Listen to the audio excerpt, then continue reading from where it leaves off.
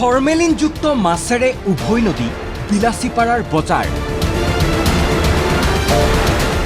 মাছৰ নামত গ্ৰাহকে খাইছে বৰ বিষ।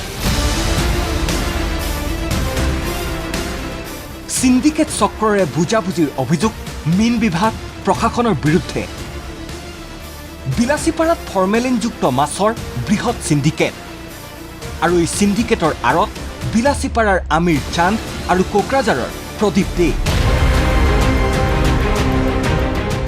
মীন বিভাগ আৰু প্ৰশাসনক মেনেজ কৰি এই দুই ব্যৱসায়ীয়ে বৃহত্তৰ অঞ্চলটোত ফৰ্মেলিনযুক্ত মাছৰ ৰমৰমীয়া ব্যৱসায় চলাই থকাৰ অভিযোগ।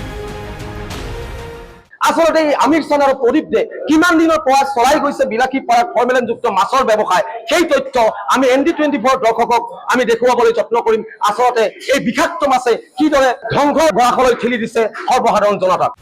তথ্য অনুসৰি বিলাসীপাৰা চহৰৰ পৰা প্ৰায় ৩ কিলোমিটাৰ নিলগত থকা মাছপাৰাৰ ১৭ নম্বৰ ৰাষ্ট্ৰীয় ঘাইপথৰ কাষত স্থাপন কৰি লোৱা এই স্থানৰ পৰাই বিলাসীপাৰাৰ বিভিন্ন বজাৰত মেলি দিয়া হয় ফৰ্মেলিনযুক্ত মাছ।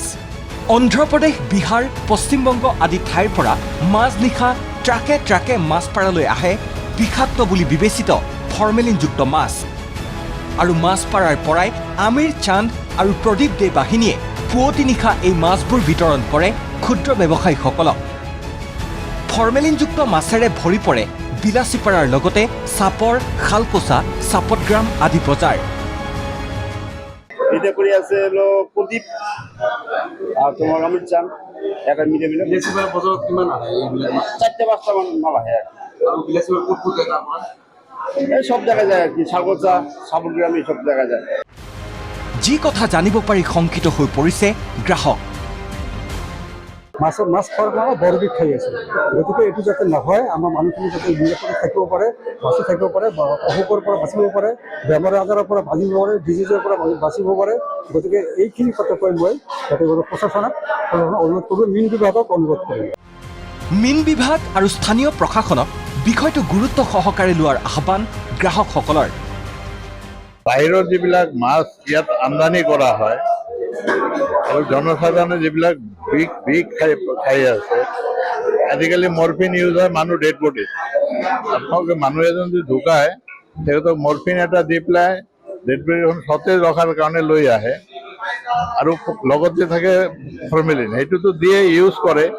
কিন্তু ইয়াতে প্ৰশাসনে অলপ চাব লাগে বস্তুখিনি সাধাৰণ মানুহে কি খাই আছে।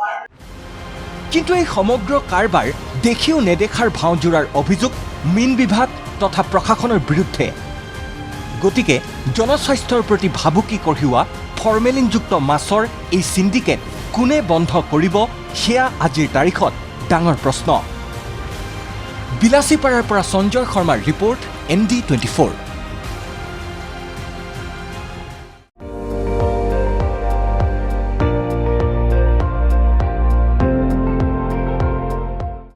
আপুনি চাই আছে ND24, সৰ্বশ্ৰেষ্ঠ নহয়, সৰ্বোত্তমৰ দৌৰত।